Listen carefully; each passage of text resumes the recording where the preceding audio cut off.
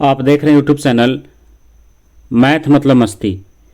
इस चैनल पर आज क्लास 10th के लिए एक क्वेश्चन बैंक को देखेंगे जो 2018 का है और एनुअल एग्ज़ाम का है। यह द्वितीय पाली का प्रश्न है और इस वीडियो को पहले भी इस चैनल पर क्वेश्चन बैंक को लगातार किया गया है जो क्लास 10th में बोर्ड एग्ज़ाम की दृष्टि से बहुत ही इम्पोर्टेंट है। तो अगर अभी तक आप उससे नहीं जुड़े हैं तो पहले उससे जुड़ जाइए और उसके बाद आप इसमें जो आपको तैयारी है उसको आप जांच सकते हैं और अपने तैयारी को और मजबूत कर सकते हैं। तो चलिए शुरू करते हैं आज का क्लास।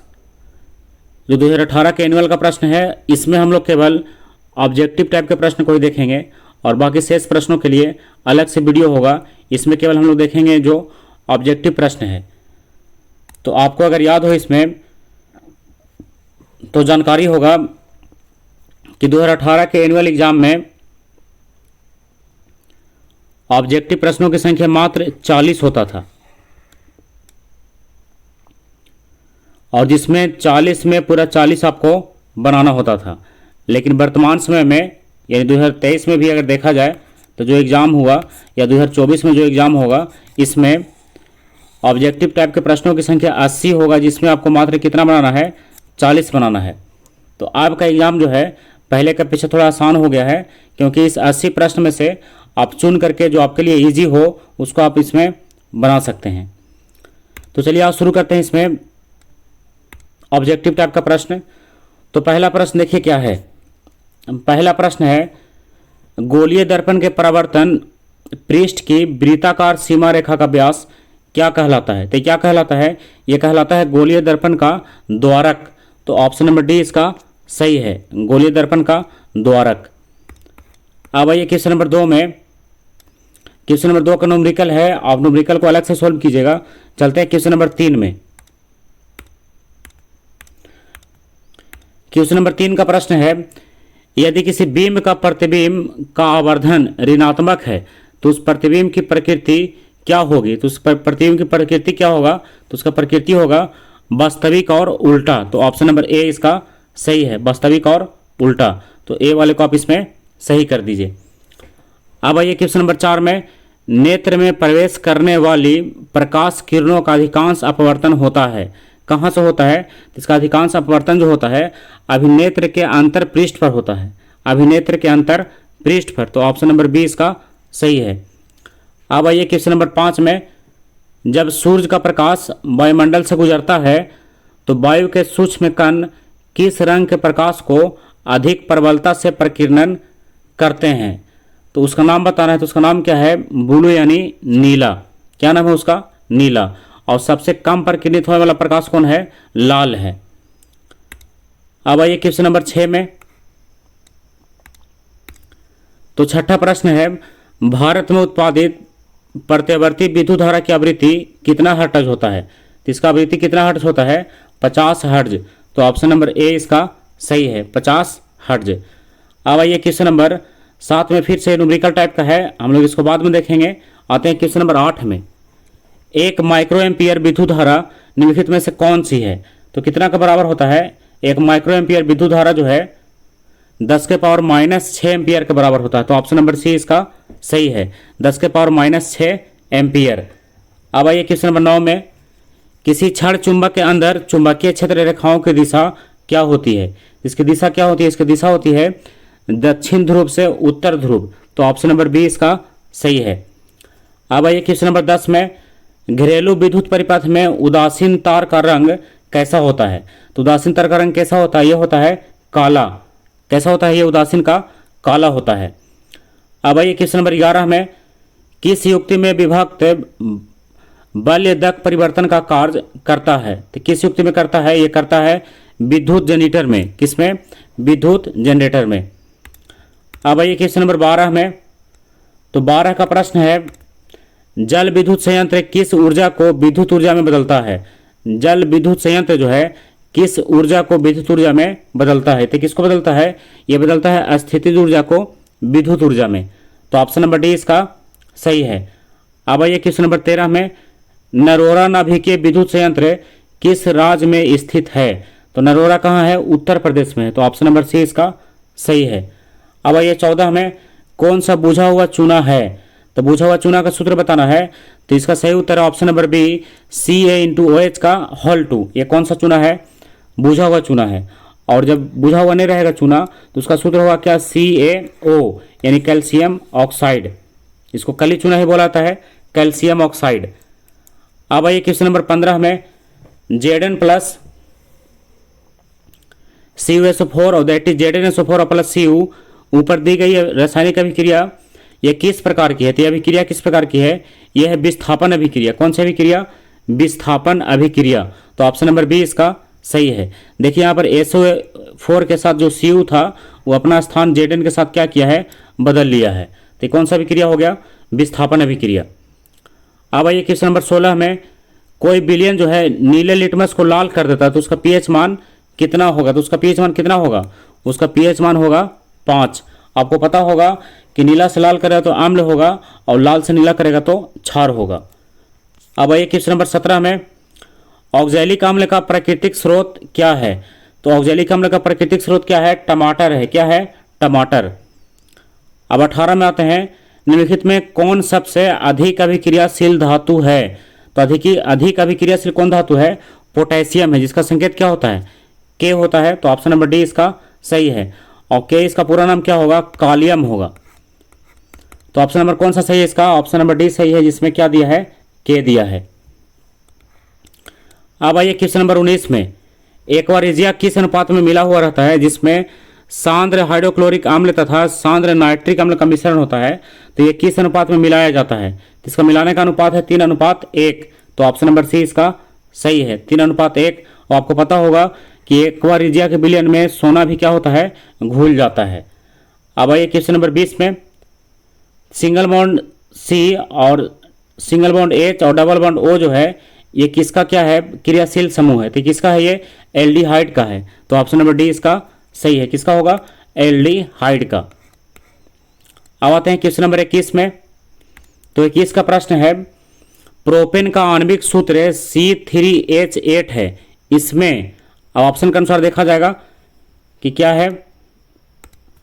पहला ऑप्शन में है 7 सहसंयोजक आबंध है, ऑप्शन बी में है 8 सहसंयोजक आबंध है, ऑप्शन सी में है 9 सहसंयोजक आबंध है, ऑप्शन डी में है 10 सहसंयोजक आबंध है।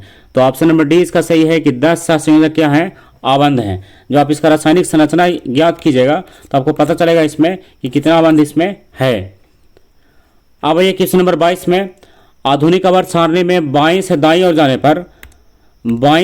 जाने पर परमाणु का साइज यानी आकार उसका क्या होता है? इसके बारे में बताना है। बाईं से दाईं ओर जाने पर, तो बाईं से दाईं ओर अगर जाया जाए किसमें? आधुनिक आवर्त सारणी में, तो उसका आकार जो है क्या होता है? उसका आकार बढ़ते जाता है। उसका आकार क्या होता है? बढ़ते जाता है। आपको जरूर ध्यान रखना चाहिए कि आधुनिक आवर्त सारणी का निर्माण किसने किया था? इसका निर्माण किया था मोसले ने। किसने किया था? मोसले ने किया था। और किस आधार पर किया था? इसका आधार क्या बनाया था? परमाणु संख्या। क्या आधार था उसका? परमाणु संख्या। तो दोनों तीनों प्रश्न को आप जरूर ध्यान रखिएगा। क्वेश्चन नंबर 23 में है, आधुनिक आवर्त सारणी में कितने ऊर्ध्वाधर स्तंभ हैं? उदाग्र स्तंभ यानी इस टाइप का, जिसको YH बोलेंगे। क्या बोलेंगे इसको? YH। इसको आवर्त भी बोलेंगे। इसकी संख्या कितना है? इसकी संख्या है कितना? 18 है। कितना इसकी संख्या? 18 है। आवर्त ने इसको वर्ग बोलेंगे। आवर्त तो इसको बोलेंगे जो क्षैतिज कतार रहता है इस टाइप का, इसको क्या बोलेंगे? देखिए थोड़ा समझ लेते हैं इसमें। इस प्रकार का जो लाइन है इसको बोलेंगे आवर्त। इसको क्या बोलेंगे? आवर्त बोलेंगे। और जो इस प्रकार का लाइन है इसको क्या बोलेंगे? वर्ग बोलेंगे। इसको क्या बोलेंगे? वर्ग बोलेंगे। तो आवर्तों की संख्या 7 है और वर्गों की संख्या 18 है। ये जो आवर्त खींचा गया है रेखा, इसको क्षैतिज कतार भी बोला जा सकता है। और ये जो वर्ग खींचा गया इसको क्या बोला जा सकता है? इसको ऊर्ध्वाधर या फिर उदाग्र स्तंभ भी बोला जा सकता है। तो दोनों तरफ से आप ध्यान रखिएगा। अब चलते हैं क्वेश्चन नंबर 24 में। तो 24 का प्रश्न है, एक छात्र जांच प्रणाली में लिए गए सोडियम बाइकार्बोनेट के तनु विलयन में सार्वभौम सूचक के कुछ बूंद मिलाता है, तो कौन सा रंग उसमें दिखाई पड़ेगा? तो उसमें रंग उसका कैसा हो जाएगा? उसका रंग जो है हो जाएगा हरा। तो ऑप्शन नंबर बी इसका सही है। कैसा हो जाएगा? रंग हरा हो जाएगा। अब आइए 25 में, जब मैग्नीशियम फीता को जलाया जाता है तो उत्पन्न आग की लौ कैसी होती है? तो उत्पन्न आग की लौ होती है चमकीला उजला। तो ऑप्शन नंबर सी इसका सही है। अब आते हैं क्वेश्चन नंबर 26 में। एक जांच प्रणाली में लिए गए विलयन में एक लोहे की कील को डुबाया गया। आधे घंटे के बाद यह देखा गया कि विलयन का रंग परिवर्तित हो चुका है। तो उस जांच प्रणाली में कौन सा विलयन था? तो कौन सा विलयन था? कॉपर सल्फेट था। कौन सा विलयन था? Copper sulphate. तो कॉपर सल्फेट का सूत्र अगर आपको याद है तो इसमें लगा सकते हैं। उसका सूत्र क्या होता है? CuSO4। CuSO4 किसका सूत्र है? कॉपर सल्फेट का। अब आइए 27 में। तो 27 का प्रश्न है, निम्नलिखित में से कौन से यंत्र का उपयोग रक्त दाब मापने के लिए किया जाता है? तो रक्त दाब मापने के लिए किसका उपयोग किया जाता है? स्फाइग्नोमैनोमीटर का। किसका? स्फाइग्नोमैनोमीटर का। तो ऑप्शन नंबर सी इसका सही है। अब आते हैं 28 में। तो 28 का प्रश्न है, रक्त का कौन सा अवयव घायल स्थान से रक्त स्राव के मार्ग को रक्त का थक्का बनाकर अवरुद्ध कर देता है? तो उस अवयव का नाम बताना है। तो उस अवयव का नाम क्या है? लसिका। क्या नाम है उसका? लसिका नाम है। अब आइए क्वेश्चन नंबर 29 में। अबटू ग्रंथि को थायरॉक्सिन हार्मोन बनाने के लिए क्या आवश्यक है?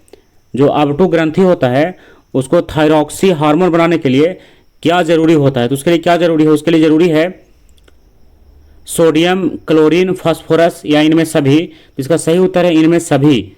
तो ऑप्शन डी इसका सही है। अब आइए क्वेश्चन नंबर 30 में। मस्तिष्क का कौन सा भाग शरीर की स्थिति तथा संतुलन का अनुरक्षण करता है? तो उस भाग का नाम बताना। उसका नाम क्या है? अनुमस्तिष्क।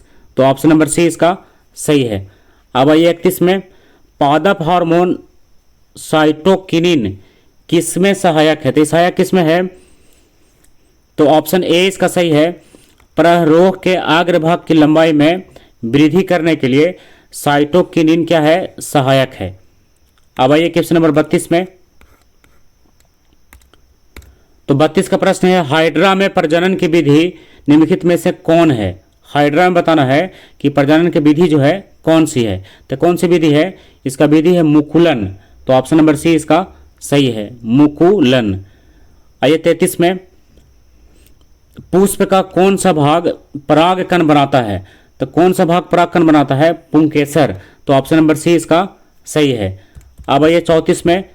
निम्नलिखित में से कौन मानव में मादा जनन तंत्र का भाग नहीं है? तो कौन सा भाग नहीं है? इसका भाग है शुक्र वाहिका। तो ये मादा जनन तंत्र का एक भाग नहीं है, शुक्र वाहिका। अब आइए 35 में। वंशागत नियमों का प्रतिपादन किसने किया? तो इसका प्रतिपादन किसने किया था? ग्रेगर जॉन मेंडल ने। तो ऑप्शन नंबर डी इसका सही है, ग्रेगर जॉन मेंडल। अब क्वेश्चन नंबर 36 है। स्त्रियों में लिंग गुणसूत्र का युग्म यानी एक्स होता है, वाई होता है या तो फिर क्या होता है उसमें, उसके बारे में बताना है। तो इसका सही उत्तर है एक्स और एक्स। तो ऑप्शन नंबर बी इसका सही है। आपको पुरुष में पता होगा क्या होता है? एक्स और वाई। अब आइए क्वेश्चन नंबर 37 में। मंड परीक्षण के लिए हरी पत्ती पर आयोडीन डालने से पहले पत्ती को अल्कोहल में उबाला जाता है। तो उबालने के लिए इसमें कह रहा है कि मंड को घोलने के लिए किया जाता है, या क्लोरोफिल को घोलने के लिए, या पत्ती को मुलायम करने के लिए, या फिर इनमें सभी के लिए। क्यों उसको उबाला जाता है? तो उबालने का कारण क्या है? क्लोरोफिल को घोलने के लिए। तो ऑप्शन नंबर बी इसका सही है। अब आइए क्वेश्चन नंबर 38 में। स्लाइड को सर्वप्रथम कंपाउंड माइक्रोस्कोप से देखा जाता है। तो कितना पर देखा जाता है? ये देखा जाता है 45 गुना पर। कितना पर? 45 गुना पर। तो ऑप्शन नंबर डी इसका सही है। अब आइए 39 में। दो तंत्रिका कोशिका के मध्य खाली स्थान को क्या कहा जाता है? तो क्या कहा जाता है उसको? सिनेप्स बोला जाता है। क्या बोला जाता है उसको? सिनेप्स। तो ऑप्शन नंबर डी बी इसका सही है, बी सही है इसका। अब आइए क्वेश्चन नंबर लास्ट में 40 वाला है। निम्न में से कौन सा आहार श्रृंखला का निर्माण करता है? तो कौन सा है? ऑप्शन ए में है घास, गेहूं, आम। ऑप्शन बी में है घास, बकरी, मानव। तो यही बी वाला ही तो सही है इसका। तो ऑप्शन नंबर बी इसमें क्या है? सही है। घास को खाता है कौन? बकरी। अभी बकरी को खाता है मानव। ऐसे चलता है ये। तो ये क्या है? एक आहार श्रृंखला का निर्माण हो रहा है किसमें? घास, बकरी और मानव में। तो ऑप्शन नंबर बी भी इसका सही है। तो इस प्रकार आज के क्लास में हम लोग क्वेश्चन नंबर 1 से लेकर के क्वेश्चन नंबर 40 तक टोटल क्वेश्चन को कंप्लीट किए हैं। आप इसमें इसको एक बार अपने कॉपी पर लिख करके उसको तैयार कीजिएगा और इसमें जो भी प्रश्न बच रहा है उसको लॉन्ग टाइप के क्वेश्चन में हम लोग फिर से क्लियर करेंगे। और अगले वीडियो में फिर से इसी टाइप का कोई आएगा जो क्वेश्चन बैंक ही होगा, क्योंकि अभी क्वेश्चन बैंक का बहुत सारा सेट बच रहा है। आप लगातार इसको कंप्लीट करते रहिए। तो अगले वीडियो तक के लिए